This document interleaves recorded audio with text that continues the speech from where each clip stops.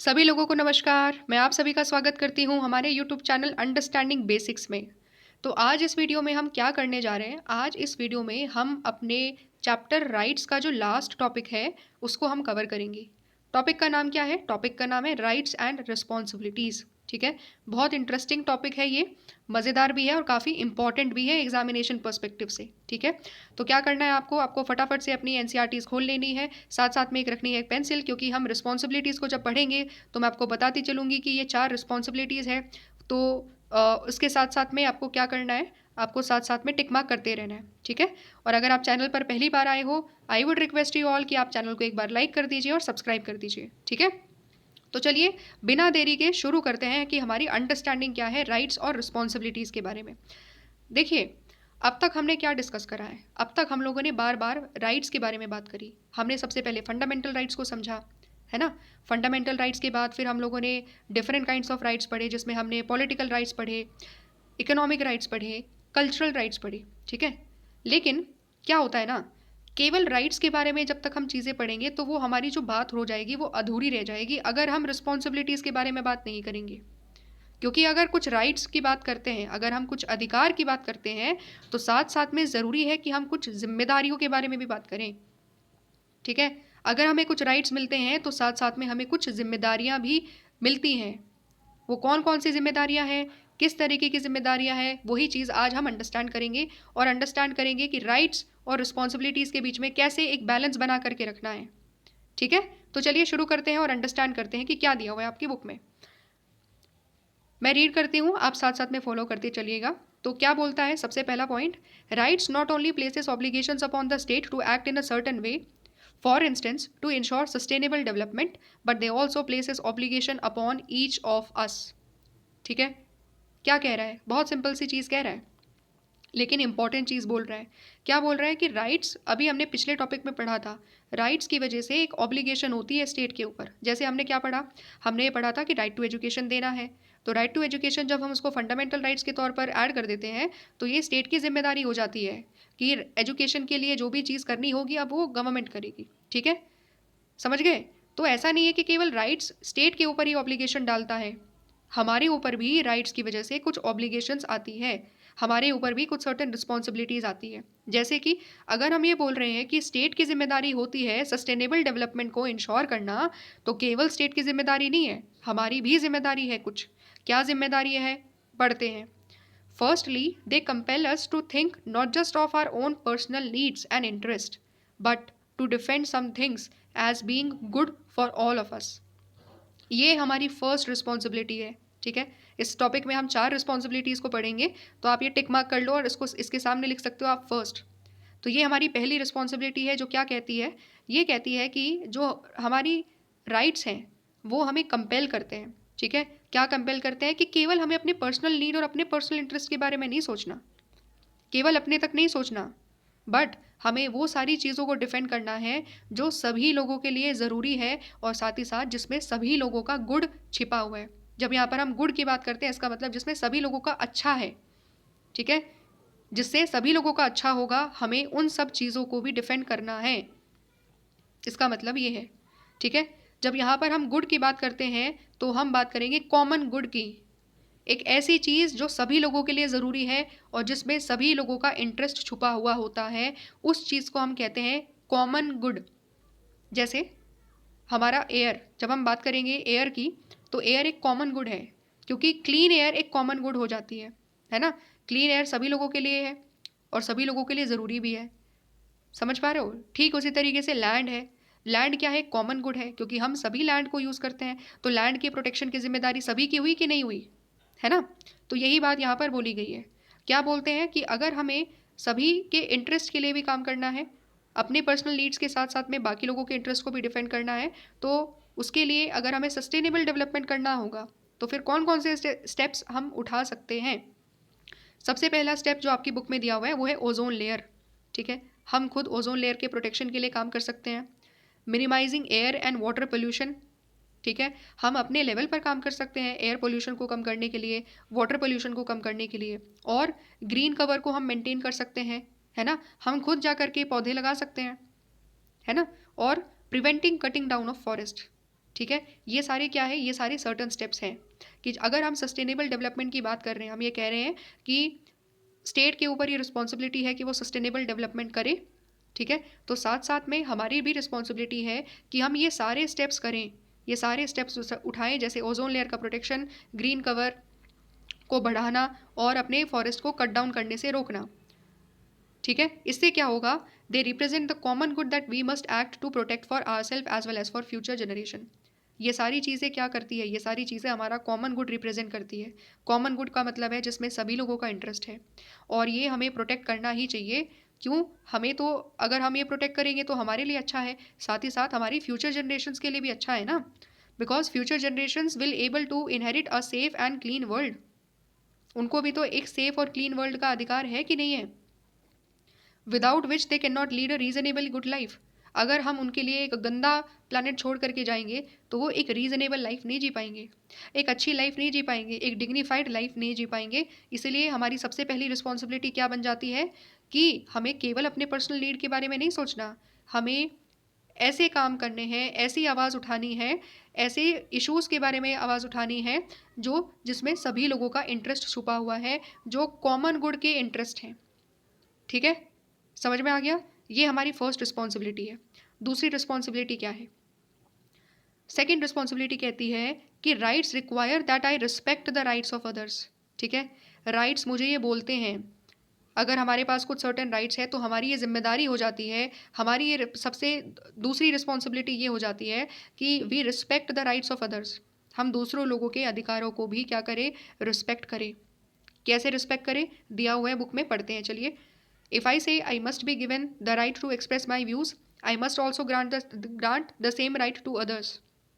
मतलब ये है कि अगर हमें कह रहे हैं कि हमारे पास ये अधिकार है कि हम अपने व्यूज़ को एक्सप्रेस कर सकते हैं, तो फिर हमें ये भी तो इंश्योर करना चाहिए ना कि हम किसी और को उनके व्यूज़ को एक्सप्रेस करने से ना रोके, क्योंकि उनको भी ये अधिकार है। अगर हमें अधिकार है अपनी व्यूज़ को एक्सप्रेस करने का, तो उनको भी अधिकार ये है।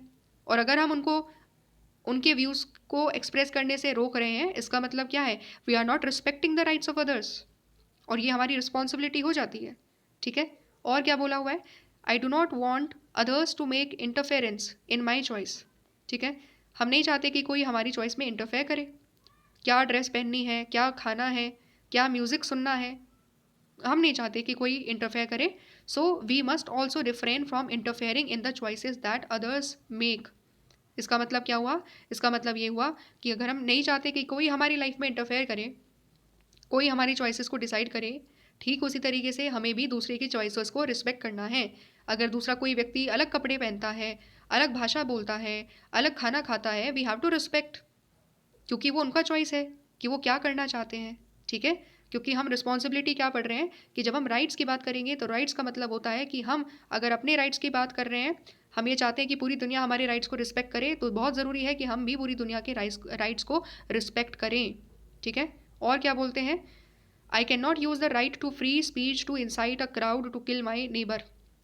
अगर हमारे पास फ्रीडम ऑफ स्पीच है, इट डज़ नॉट मीन कि हम उसका गलत इस्तेमाल करें और लोगों को भड़का दें ताकि वो किसी और दूसरे व्यक्ति को मार दें। नहीं, ऐसा नहीं कर सकते हम, क्योंकि अगर हमारे भड़काने की वजह से, हमारी स्पीच की वजह से उनके राइट टू लाइफ चली जाती है, तो क्या हो गया, हमने उनके राइट्स को रिस्पेक्ट ही नहीं करा, ठीक है। इसका मतलब क्या हुआ, इन exercising my rights I can not deprive others of their rights. मतलब अगर हम खुद अपने राइट्स को एक्सरसाइज कर रहे हैं, इट डज नॉट मीन कि हम दूसरे व्यक्ति के राइट्स को छीन लेंगे।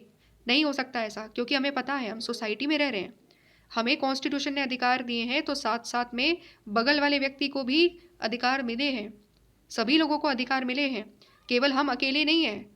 तो हमें ध्यान रखना है कि जब हम अपने राइट्स को एक्सरसाइज कर रहे हैं तो इसकी वजह से दूसरों के राइट्स का हनन ना हो, ठीक है। इसका मतलब ये है, my rights are in other words limited by the principle of equal and same rights for all. इसका मतलब क्या हुआ कि जो हमारे अधिकार है वो लिमिटेड है, ठीक है। लिमिटेड क्यों है, because of the principle of equal and same rights for all. जो चीज़ मैंने बताई वही चीज़ यहाँ पर अभी लिखी हुई है कि क्योंकि कॉन्स्टिट्यूशन ने हमें अधिकार दिए हैं, तो हमारे साथ साथ बाकी सभी को तो सेम अधिकार दिए हैं ना, इक्वल राइट्स मिले हैं और सेम राइट्स मिले हैं और सभी को मिले हैं। इसीलिए हमें अपने राइट्स को जब हम एक्सरसाइज करते हैं, so we have to respect the other individuals right. अगर सपोज, इसका एक और एग्जांपल अगर ले, अगर हमारी क्लास में कोई बोल रहा है अगर सपोज हम बोल रहे हैं और इट डज़ नॉट मीन कि केवल हम ही बोले अपनी क्लास में, है ना। अगर हम बोलना चाहते हैं तो हम ये नहीं कह सकते ना कि बाकी सभी अपना मुंह बंद कर लो, केवल सुनो, केवल मैं बोलूँगा, है ना। ये नहीं कह सकते। क्यों?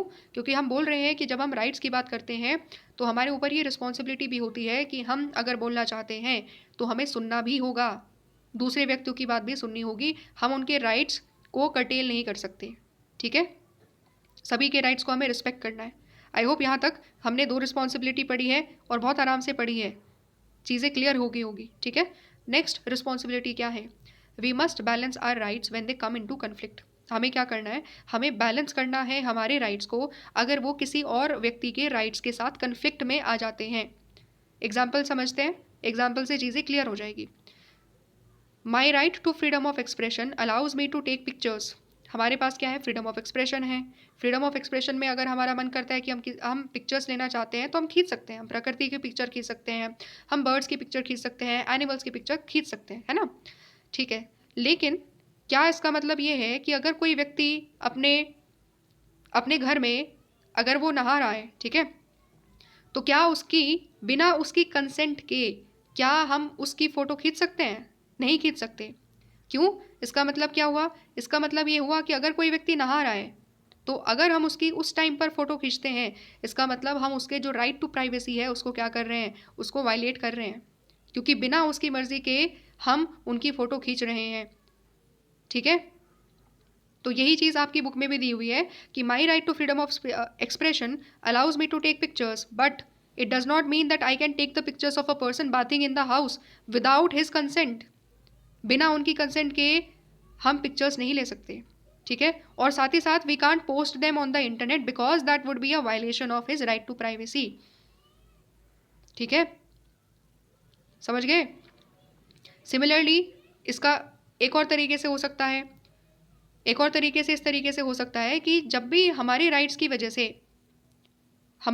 वजह से अगर किसी और व्यक्ति के राइट्स का वायलेशन हो रहा है ना, तो हमें यहाँ पर चीज़ें बैलेंस करनी पड़ेगी, ठीक है। इसको ऐसे समझो, जब हमने जेएस मिल को पढ़ा था, ठीक है, हमने एक प्रिंसिपल पढ़ा था, हार्म प्रिंसिपल, ठीक है, रिकॉल कर पा रहे हो अगर? हार्म प्रिंसिपल क्या कहता है? हार्म प्रिंसिपल ये कहता है कि अगर मेरे किसी एक्शन की वजह से दूसरे व्यक्ति के ऊपर इम्पैक्ट पड़ रहा है तो उसका मतलब क्या है? मेरे उस एक्शन को रोका जा सकता है, ठीक है। अगर मेरे फ्रीडम ऑफ एक्सप्रेशन की वजह से अगर हम किसी का फोटो खींच रहे हैं, उसकी वजह से उसकी प्राइवेसी अगर हनन हो रही है, ठीक है, तो उसका मतलब क्या है? मेरे ऊपर रिस्ट्रिक्शन लगा दिए जाएंगे कि हम फोटो नहीं ले सकते, ठीक है। समझ पा रहे हो? ये हमारी अंडरस्टैंडिंग है, ठीक है। ये हमारी थर्ड रिस्पॉन्सिबिलिटी है कि हमें अपने राइट्स को बैलेंस करके चलना पड़ेगा। और अगर हमारे राइट्स की वजह से किसी और का राइट्स वायलेट हो रहा है तो हमारे राइट्स के ऊपर रिस्ट्रिक्शन लगा दी जाएंगे, ठीक है। अब हम नेक्स्ट रिस्पॉन्सिबिलिटी की तरफ चलते हैं। तो फोर्थ रिस्पॉन्सिबिलिटी क्या कहती है? Citizen must be vigilant. Citizens must be vigilant about limitations which may be placed on their rights. मतलब क्या है इसका? मतलब बहुत सिंपल है कि हम सभी सिटीजन्स हैं और हमें पता है कि हमें कुछ सर्टेन राइट्स मिले हुए हैं, तो हमें क्या करना है? हमें अवेयर रहना है। विजिलेंट का मतलब क्या है? अवेयर रहना है। किसके बारे में? कि हमारी ऊपर, हमारे राइट्स के ऊपर लिमिटेशंस अगर लगाई जा रही है तो क्या वो एक्सेसिव लिमिटेशंस हैं या वो रीजनेबल रिस्ट्रिक्शंस हैं, ठीक है। अगर आपने फ्रीडम चैप्टर पढ़ा हो तो उसमें आपने पढ़ा होगा, हमने भी बहुत अच्छे तरीके से सिस्टमैटिक तरीके से फ्रीडम चैप्टर पढ़ा है, तो उसमें हमने अंडरस्टैंड करा है कि रीजनेबल रिस्ट्रिक्शंस क्या होते हैं, ठीक है। तो being a citizen of this particular country, हमारी जिम्मेदारी हो जाती है कि हम ये देखें कि हमारे राइट्स के ऊपर कौन कौन सी लिमिटेशंस लगाई गई है, उसके बारे में हमें अवेयर रहना होगा। और क्या बोला हुआ है? और हम लोग देख लेते हैं क्या दिया हुआ है। बेसिकली एक डिबेट के बारे में यहाँ पर दिया हुआ है, ठीक है। तो क्या डिबेट है, क्या उसके रिगार्डिंग क्वेश्चन है, वो हम समझेंगे और आराम से अंडरस्टैंडिंग करेंगे कि क्या क्वेश्चंस उठाए जा रहे हैं। Currently debated topic concerns the increased restrictions which many governments are imposing on civil liberties of citizens on the grounds of national security। आज के टाइम में एक बहुत बड़ी डिबेट चल रही है। किस चीज़ पर चल रही है? कि गवर्नमेंट नेशनल सिक्योरिटी के प्रोटेक्शन के नाम पर जो व्यक्तियों की, जो सिटीजन्स की जो सिविल लिबर्टीज़ है, सिविल लिबर्टीज़ हमने पढ़ी है पिछली वीडियो में काइंड्स ऑफ राइट्स में। सिविल लिबर्टीज़ में जिसमें freedom of speech and expression है, फ्रीडम ऑफ मूवमेंट है, तो इन सभी सिविल लिबर्टीज़ के ऊपर क्या हो रहा है, इंक्रीज्ड रेस्ट्रिक्शंस हो रहे हैं, रेस्ट्रिक्शंस लगातार बढ़ाते जा रहे हैं गवर्नमेंट। क्यों? क्योंकि नेशनल सिक्योरिटी के नाम पर रेस्ट्रिक्शंस बढ़ाई जा रही हैं। ठीक है, मतलब protecting the national security may be defended as necessary for safeguarding the rights and wellbeing of citizens. क्या बोल रहा है? ये बोल रहा है कि नेशनल सिक्योरिटी को प्रोटेक्ट करना ज़रूरी है कि नहीं है। कोई ऐसा व्यक्ति नहीं होगा जो ये ना कहे कि हमें सिक्योरिटी नहीं चाहिए, है ना। हर कोई हम में से ये बोलेगा कि national security is very very important, है ना। तो यहाँ पर वही बात बोली गई है कि protecting national security may be defended as a necessary as necessary for safeguarding the rights and wellbeings of citizen. इसका मतलब ये हुआ कि अगर हमें हर व्यक्ति की राइट, हर व्यक्ति के वेलबींग को इंश्योर करना है तो उसके लिए सबसे ज़रूरी चीज़ क्या है? सबसे ज़रूरी चीज़ है कि हमारे बॉर्डर्स सेफ हों, हमारी नेशनल सिक्योरिटी बनी रहे। क्यों? अगर सपोज कोई टेररिस्ट आ जाता है तो टेररिस्ट क्या करेगा? बॉम्बिंग्स करेगा, अटैक कर देगा लोगों पर। और जब वो अटैक करेगा तो क्या हो रहा है? लोगों के राइट्स का ही तो वायलेशन हो रहा है। इसका मतलब क्या समझे? राइट्स को बचाने के लिए नेशनल सिक्योरिटी ज़रूरी हो जाती है ना। ठीक है, ये है इस लाइन का मतलब। नेक्स्ट इंपॉर्टेंट चीज़ क्या बोलते हैं, बट एक क्वेश्चन है यहाँ पर, at what point could the restrictions imposed as necessary for security themselves become a threat to the rights of people? Should a country facing the threat of terrorist bombings be allowed to curtail the liberty of citizens? दो question उठाए हैं यहाँ पर। पहला question क्या कहता है कि हम क्या देख रहे हैं आज के टाइम में, क्योंकि हमें पता है कि नेशनल सिक्योरिटी के नाम पर रेस्ट्रिक्शंस बढ़ाए जा रहे हैं सिविल लिबर्टीज़ के ऊपर, जो चीज़ अभी हमने पढ़ी। लेकिन जब रेस्ट्रिक्शंस बहुत ज़्यादा इम्पोज हो जाते हैं तो क्या होता है? क्या ये रेस्ट्रिक्शंस फिर लोगों के राइट्स के ऊपर एक थ्रेट हो सकते हैं क्या? मतलब अगर रेस्ट्रिक्शन हमने बहुत ज़्यादा लगा दिए, ये बोल दिया कि नेशनल सिक्योरिटी का मामला है, तुम कंट्री से बाहर नहीं जा सकते, नेशनल सिक्योरिटी का मामला है, तुम अपने घर में ही बंद रहोगे, नेशनल सिक्योरिटी का मामला है, तुम बोलोगे नहीं। ठीक है, क्या हो रहा है? रेस्ट्रिक्शंस लगाए जा रहे हैं। तो क्या ये एक थ्रेट हो सकते हैं लोगों के राइट्स के ऊपर? ये क्वेश्चन उठाया जा रहा है। ठीक है, इसका मतलब क्या हुआ? जब रेस्ट्रिक्शंस एक्सेसिव रेस्ट्रिक्शन हो जाएंगे, जब बहुत ही ज़्यादा रेस्ट्रिक्शन लगा दिए जाएंगे हमारे लिबर्टीज़ के ऊपर, तो उसकी वजह से जो हमारे राइट्स हैं वो क्या हो जाएंगे? हमारे राइट्स खतरे में आ जाएंगे। ये यहाँ पर बोला जा रहा है। ठीक है, और क्या बोला जा रहा है कि सेकंड क्वेश्चन ये कहता है कि क्या एक कंट्री, एक ऐसी कंट्री जिसको एक थ्रेट है कि उसके लोगों के ऊपर टेररिस्ट बॉम्बिंग्स करी जा सकती है, तो क्या उस पर्टिकुलर कंट्री को ये अलाउ किया जाना चाहिए कि वो लोगों की लिबर्टी को कर्टेल कर दे, लोगों से उनकी लिबर्टी छीन ले, क्योंकि वहाँ पर पूरा थ्रेट है कि वहाँ पर टेररिस्ट अटैक हो सकता है? ये एक क्वेश्चन है और इस पर येस और नो दोनों चीज़ें हो सकती हैं। कुछ लोग बोल सकते हैं कि बिल्कुल हमारे लिए सबसे ज़रूरी चीज़ नेशनल सिक्योरिटी है, तो अगर इसके लिए हम ये लोगों को बोल रहे हैं कि तुम बोलो मत, या तुम्हारे रेस्ट्रिक्शंस लगाए जा रहे हैं हमारी लिबर्टीज़ के ऊपर, मूवमेंट्स के ऊपर अगर रेस्ट्रिक्शंस लगाए जा रहे हैं तो बिल्कुल जस्टिफाइड होना चाहिए, क्योंकि नेशनल सिक्योरिटी से बड़ी चीज़ तो कोई होती नहीं। अगर सिक्योरिटी ही नहीं रहेगी तो लोगों के राइट्स फिर रहेंगे कहाँ? कुछ लोग इस तरीके से बोल सकते हैं। वहीं कुछ लोग जो इस चीज़ को अपोज करेंगे तो वो क्या बोलेंगे? वो ये बोलेंगे कि नहीं, ऐसा नहीं होना चाहिए। राइट और लिबर्टीज़ तो सबसे ज़्यादा ज़रूरी चीज़ होती है किसी एक इंडिविजुअल के लिए। जस्ट बिकॉज क्योंकि ये थ्रेट है सॉरी, जस्ट बिकॉज क्योंकि हमें डर है कि हमारे ऊपर कोई टेररिस्ट बॉम्बिंग हो सकती है, इट डज़ नॉट मीन कि हम लोगों को बंद कर दें, लोगों को अपने घर में बंद करवा दें। ठीक है, लोगों के राइट्स को छीन ले। ये तो लोगों की राइट्स को छीनना हो जाएगा, उनके राइट्स को थ्रेट करना हो जाएगा। ठीक है, कुछ लोग इस तरीके से भी बोल सकते हैं। तो क्या देख रहे हैं हम लोग दोनों साइड देख रहे हैं।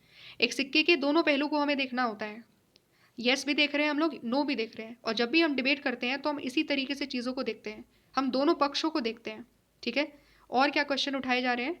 Should it be allowed to arrest the people on mere suspicion?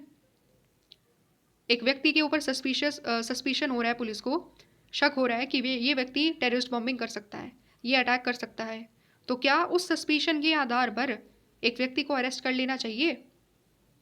Same वही बात, येस और नो दोनों में आंसर दिया जा सकता है। ठीक है, और क्या क्वेश्चन है? Should it be allowed to intercept their mail और टैप देयर फोन्स? क्या यहाँ पर अलाउ किया जाना चाहिए कि हम उनके मेल्स को चेक कर ले और उनके फ़ोन्स को एक तरीके से टैप कर ले कि वो क्या बात कर रहे हैं, क्या एक्टिविटी कर रहे हैं? कुछ लोग बोलेंगे कि अगर ऐसा हो जाएगा तो उसकी वजह से उनका जो प्राइवेसी है वो तो खतरे में हो जाएगा, ठीक है, क्योंकि जो फ़ोन है उसमें पर्सनल डिटेल्स होती है, बहुत सारी पर्सनल चीज़ें होती है। तो कुछ लोग इस तरीके से इसको अपोज करेंगे। वहीं कुछ लोग इसको बोलेंगे कि ये ज़रूरी है करना। क्यों? क्योंकि अगर बाकी लोगों की प्रोटेक्शन की बात आ जाती है, तो अगर एक व्यक्ति का राइट टू प्राइवेसी अगर हम छीन रहे हैं तो भी कोई दिक्कत नहीं है, क्योंकि इसकी वजह से बाकी लोगों के राइट्स जो है वो प्रोटेक्टेड हो रहे हैं। तो कुछ लोग इस तरीके से पर्सपेक्टिव रख सकते हैं, ठीक है। और क्या क्वेश्चन उठाया जा रहा है, should it be allowed to use the torture to extract confession. क्या टॉर्चर करना चाहिए अगर हम किसी व्यक्ति से कुछ चीज़ निकलवाना चाहते हैं, कुछ इन्फॉर्मेशन को निकलवाना चाहते हैं, वो इन्फॉर्मेशन हमारी नेशनल सिक्योरिटी के लिए बहुत ज़्यादा इंपॉर्टेंट हो सकती है, तो क्या उसको टॉर्चर किया जाना चाहिए या नहीं किया जाना चाहिए, ठीक है। ये सारे क्वेश्चन क्यों पढ़े हम लोगों ने, इसीलिए पढ़े ताकि हम ये अंडरस्टैंड कर सकें कि कौन कौन सी डिबेट्स चल रही है आज के टाइम में, कि जब रेस्ट्रिक्शंस लगाए जाते हैं लोगों की राइट्स के ऊपर, लिबर्टीज़ के ऊपर जब रेस्ट्रिक्शंस लगाए जाते हैं, तो कौन से रेस्ट्रिक्शंस ठीक होते हैं, कौन से ठीक नहीं होते हैं, कौन से रेस्ट्रिक्शंस जस्टिफाइड होते हैं, कौन से रेस्ट्रिक्शंस जस्टिफाइड नहीं होते हैं, उसके बारे में हम डिबेट कर सकें, ठीक है। समझ पा रहे हो? तो आपको क्या करना है, मेरी तरफ से आपके लिए सजेशन रहेगा कि जब हमारी वीडियो फिनिश हो जाएगी तो आप एक एक क्वेश्चन को येस और नो दोनों तरफ से सोचने की कोशिश करिएगा, ठीक है। इससे आप समझ पाएंगे कि वाकई में चीज़ों को करना, ठीक है, वाकई में जो डिबेट्स हैं उनका मीनिंग क्या है, ठीक है। हर क्वेश्चन को जब आप दोनों पहलुओं से पढ़ोगे तो जा करके आपको एक ब्रॉडर अंडरस्टैंडिंग होगी कि राइट्स का एक्चुअली में मीनिंग क्या है, कौन से रेस्ट्रिक्शंस जस्ट है, कौन से रेस्ट्रिक्शंस जस्ट नहीं है, ठीक है। तो इस तरीके से आप सोचने की कोशिश करते हो, कोशिश कर सकते हो 5-10 मिनट के लिए थोड़ा सा हर क्वेश्चन के ऊपर येस और नो एक तरीके से खुद ही डिबेट कर सकते हो, ठीक है। और क्या बोला हुआ है, नेक्स्ट पैराग्राफ की तरफ चलते हैं। In such situation the question to ask is whether the person concerned poses an imminent threat to the society. अब सारी सिचुएशन में एक क्वेश्चन जो हमें पूछना होगा वो ये पूछना होगा कि क्या जिस पर्सन को हमने अरेस्ट करा है, क्या वो पर्सन पूरी सोसाइटी के लिए एक बहुत बड़ा खतरा है, ये क्वेश्चन हमें उठाना होगा। और even arrested person should be allowed legal counsel and the opportunities to present their case before a magistrate or court of law, ठीक है। अगर वो खतरा है सपोज, तो भी क्या करना है, तो भी उस अरेस्टेड पर्सन को हमें सबसे पहले लीगल काउंसिल दिलवाना है, मतलब उसको एक वकील करवाना है, ताकि वो वकील उसको डिफेंड कर सके कि ये व्यक्ति गुनहगार नहीं है, ये व्यक्ति गिल्टी नहीं है, उसको भी वो राइट है कि वो अपने आप को डिफेंड कर सके एक वकील के ज़रिए, ठीक है। और अपॉर्चुनिटीज़ होनी चाहिए उसके पास में भी कि वो अपने केस को एक कोर्ट के सामने रख सके, ताकि वो अपनी बात को भी तो बोल सके। मान लिया अगर वो ठीक है, सस्पिशन ठीक निकला, वही व्यक्ति टेररिस्ट बॉम्बिंग्स या फिर ये सारी गलत चीज़ें करने वाला था जिसकी वजह से हमारी नेशनल सिक्योरिटी हार्म होने वाली थी, लेकिन फिर भी हमें कोर्ट के ज़रिए ही चीज़ों को आगे बढ़ाना होगा, क्योंकि उस व्यक्ति के पास में भी राइट है। कौन सा राइट है, याद करो, हमने एक राइट पढ़ा था, सिविल लिबर्टीज़ पढ़ी थी, उसमें हमने पढ़ा था फ्री और फेयर ट्रायल। हर किसी को फेयर ट्रायल का अधिकार है, ठीक है। जब कसाब अगर आपको याद हो, तो जब मुंबई पर अटैक हुआ था तो इवन उस इंडिविजुअल को भी एक फेयर ट्रायल दिया गया था। सारे सबूत थे हमारे पास कि इसी ने इतने सारे लोगों की जान ली है, लेकिन फिर भी उसको एक ट्रायल दिया गया, ठीक है। क्यों? क्योंकि ये फेयर प्रोसेस माना जाता है। समझ पा रहे हो? ये हम लोगों को अंडरस्टैंडिंग करनी है। और क्या बोला हुआ है, तो ये तो हो गया डिबेट्स कि कब राइट्स हमारे खतरे में आ जाते हैं, एक्सेसिव लिमिटेशंस जब लगाई जाती है तो किसकी वजह से खतरे में आ जाते हैं। और डिबेट्स कि क्या केवल सस्पिशन के आधार पर व्यक्ति को पकड़ लेना चाहिए, और अगर किसी व्यक्ति को इवन पकड़ भी लिया जाता है, अरेस्ट भी कर लिया जाता है, तो भी ये अपॉर्चुनिटी उसके पास होनी चाहिए कि वो कोर्ट के सामने अपनी बातों को रख सके, ठीक है। और क्या बोला जा रहा है, और यहाँ पर बोला जाता है कि हमें बहुत ज़्यादा कॉशियस रहना है। हमें किसके बारे में कॉशियस रहना है कि गवर्नमेंट अपनी पावर्स को कहीं मिसयूज़ तो नहीं कर रही, कहीं गवर्नमेंट सिक्योरिटी के नाम पर बहुत ज़्यादा एक्सेसिव रेस्ट्रिक्शंस तो नहीं लगा रही, ठीक है। अगर ऐसे एक्सेसिव रेस्ट्रिक्शंस लग रहे हैं, देखो रेस्ट्रिक्शन अलग होता है, एक्सेसिव रेस्ट्रिक्शंस अलग होते हैं, ठीक है। दोनों में अंतर क्या है कि जब एक रेस्ट्रिक्शन रीजनेबल रेस्ट्रिक्शन है तो कोई दिक्कत नहीं है, ठीक है। अगर हम रीजनेबल रेस्ट्रिक्शंस की बात करें तो हमारे फंडामेंटल राइट्स के ऊपर बहुत सारी रीजनेबल रेस्ट्रिक्शंस कॉन्स्टिट्यूशन में लगे हुए हैं, ठीक है, क्योंकि हमें पता है कि हमारा कोई भी राइट एब्सोल्यूट नहीं है, ठीक है। तो रेस्ट्रिक्शंस तो है, लेकिन जब बहुत ज़्यादा रेस्ट्रिक्शंस लग जाते हैं तो क्या हो जाता है, बहुत ज़्यादा रेस्ट्रिक्शंस लगने की वजह से हमारे राइट्स ही चले जाते हैं। ठीक है, तो इसीलिए एक्सेसिव रेस्ट्रिक्शंस अगर जब लगेंगे तो हमें उसके खिलाफ आवाज़ उठानी है। क्यों? क्योंकि वो मिसयूज़ ऑफ पावर होगा। ठीक है, इस चीज़ को हम और ज़्यादा अंडरस्टैंडिंग करेंगे नेक्स्ट पैराग्राफ, मतलब इसी नेक्स्ट लाइन में क्या बोलता है, governments can become authoritarian and undermine the very reason for which government exist, namely the wellbeing of the members of the state. कभी कभी गवर्नमेंट क्या करती है, कभी कभी गवर्नमेंट अथॉरिटेरियन हो जाती है। ठीक है, अथॉरिटेरियन के साथ साथ में जब गवर्नमेंट इतने ज़्यादा एक्सेसिव रिस्ट्रिक्शन लगा देगी, जैसे सपोज गवर्नमेंट का काम क्या है, आप बोलोगे कि गवर्नमेंट, अगर मैं क्वेश्चन पूछूं कि गवर्नमेंट क्यों आई है, गवर्नमेंट इसीलिए आई है, आप लोग बोलोगे कि गवर्नमेंट आई है लोगों के कल्याण के लिए, लोगों के वेलफेयर के लिए, लोगों के राइट्स देने के लिए। ठीक है, और लोगों की राइट्स की प्रोटेक्शन के लिए आती है ना, यही बोलोगे। लेकिन कभी कभी जब गवर्नमेंट बहुत ज़्यादा अथॉरिटेरियन हो जाती है तो गवर्नमेंट उल्टा काम करने लगती है। करना था लोगों का प्रोटेक्शन, उल्टा क्या कर रही है गवर्नमेंट, लोगों को अरेस्ट कर करके बिना किसी रीज़न के पकड़ करके जेल में डाल रही है। अगर कोई गवर्नमेंट के खिलाफ आवाज़ उठाता है तो उसको पकड़ करके जेल में डाल रही है। वहाँ पर एक्सेसिव टॉर्चर किया जा रहा है उन लोगों के साथ। ठीक है, इमरजेंसी भी लगी है इंडिया में। इमरजेंसी के दौरान क्या हो रहा था, गवर्नमेंट अथॉरिटेरियन ही तो बन गई थी। ठीक है, इतने सारे हमारे राइट्स, जितने सारे राइट्स थे हम एक्सरसाइज ही नहीं कर पा रहे थे, हम कोर्ट के पास नहीं जा पा रहे थे अपने राइट्स की प्रोटेक्शन के लिए। तो ये क्या है, इसका मतलब क्या है, कभी कभी गवर्नमेंट्स अथॉरिटेरियन बन जाती है और कभी कभी गवर्नमेंट्स हमारे राइट्स के ऊपर बहुत ज़्यादा रेस्ट्रिक्शन लगाती है। तो इससे हम क्या समझना चाहते हैं, इससे हम जो समझना चाहते हैं वो लास्ट लाइन में लिखा हुआ है, even though rights can never be absolute we need to be vigilant in protecting our rights and those of others for they form the base of a democratic society. क्या बोल रहा है, even दो हमें पता है कि हमारे राइट्स एब्सोल्यूट नहीं है। अगर मैं क्वेश्चन पूछूं एब्सोल्यूट राइट्स क्या होते हैं, तो एब्सोल्यूट राइट्स बेसिकली वो होते हैं जिसके ऊपर बिल्कुल भी रेस्ट्रिक्शंस नहीं लगे हुए होते हैं। ठीक है, ऐसा कोई राइट नहीं है जिसके ऊपर कोई भी रेस्ट्रिक्शन ना लगा हुआ हो। ठीक है, कोई राइट हमारा एब्सोल्यूट नहीं है। हमारे आर्टिकल्स में हमारे फंडामेंटल राइट्स के ऊपर भी रेस्ट्रिक्शंस लगे हैं जिनको हम रीजनेबल रेस्ट्रिक्शंस कहते हैं। ठीक है, तो इसका मतलब क्या है कि हमें पता है कि हमारे राइट्स एब्सोल्यूट तो नहीं हो सकते, रेस्ट्रिक्शंस लगने चाहिए, लेकिन फिर भी हमें ध्यान रखना होगा, हमें एक अवेयर सिटीजन के तौर पर काम करना होगा कि कहीं बहुत ज़्यादा एक्सेसिव रेस्ट्रिक्शंस तो नहीं लगाए जा रहे। और अगर हमारे जो गवर्नमेंट है वो हमारे राइट्स को वायलेट करती है तो हमें आवाज़ उठानी पड़ेगी। क्यों? क्योंकि हमारे राइट्स एक बेसिस है हमारी डेमोक्रेटिक सोसाइटी का। डेमोक्रेसी का मतलब क्या है, डेमोक्रेसी का मतलब लोगों का अधिकार है कि वो अपने अपने आप को डेवलप कर पा रहे हैं, लोगों के पास कुछ सर्टन राइट्स हैं जिसकी वजह से वो अपने अपॉर्चुनिटीज़ को एंजॉय कर पा रहे हैं, अपने आप के लिए काम कर पा रहे हैं। ठीक है, यही तो होता है डेमोक्रेसी में। और जब ये चीज़ डेमोक्रेसी में ये जो राइट्स हैं यही छीन लिए जा रहे हैं तो फिर डेमोक्रेसी बची कहाँ। जब इमरजेंसी लगा दी गई, सारे राइट्स छीन लिए गए, तो बची कहाँ फिर डेमोक्रेसी।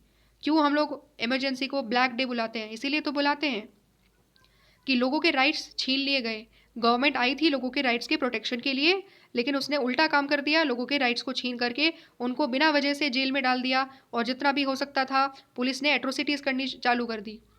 ठीक है, तो हमें इसीलिए अवेयर रहना है, हमें ये देखते रहना है, बार बार देखते रहना है, किसी व्यक्ति के साथ अगर गलत हो रहा है, किसी के राइट्स अगर छीने जा रहे हैं, तो हमें अवेयर रहना है कि वो गलत तो नहीं किया जा रहा, और अगर गलत किया जा रहा है तो आवाज़ उठानी है। ये हम सबकी कलेक्टिव रिस्पॉन्सिबिलिटी हो जाती है कि हम अपने राइट्स को डिफेंड करें, अपने राइट्स को प्रोटेक्ट करें। और गवर्नमेंट जब भी आर्बिट्रेरी तरीके से काम करती है, मनमानी काम करती है, गलत यूज़ करती है अपने पावर का, तो उसके खिलाफ कलेक्टिवली आवाज़ उठाना भी हमारी एक रिस्पॉन्सिबिलिटी हो जाती है। ठीक है, समझ गए। ये हमारी अंडरस्टैंडिंग थी जो हम लोगों ने इस पर्टिकुलर टॉपिक के अंदर करी, जिसमें हमने बहुत सारी रिस्पॉन्सिबिलिटीज़ के बारे में समझा। ठीक है, आई होप आपको एक चीज़ें, मेरे हिसाब से ये चीज़ें क्लियर हो गई होगी। और इस तरीके से क्या होता है, इस तरीके से जो हमारा टॉपिक है वो कंप्लीट हो जाता है। हम लोगों ने इसमें 4 रिस्पॉन्सिबिलिटीज़ को पढ़ा, साथ साथ में मैंने टिक मार्क भी किया हुआ था, तो आई होप कि आपने भी साथ साथ में टिक मार्क किया होगा, और इससे आपको मदद मिलेगी। जब आपको रिकॉल करना होगा, रिवाइज़ करना होगा, तो आप ईजिली रिकॉल और रिवाइज़ कर पाओगे। ठीक है, तो इस तरीके से हमारा आज की वीडियो हो जाती है ख़त्म। अगर आपको लगा हो कि हाँ भाई आपको चीज़ें सिस्टमैटिक तरीके से समझ में आई हैं, वीडियो अच्छी लगी हो, so please do like and subscribe this particular channel. मिलेंगे हम नेक्स्ट चैप्टर में, तब तक के लिए क्या करना है, मस्त रहना है, पढ़ते रहना है। ठीक है, और तब तक क्या करना है, और क्या करेंगे भाई, हंसते रहेंगे, मुस्कुराते रहेंगे, है ना। तो तब तक सभी लोगों को नमस्कार।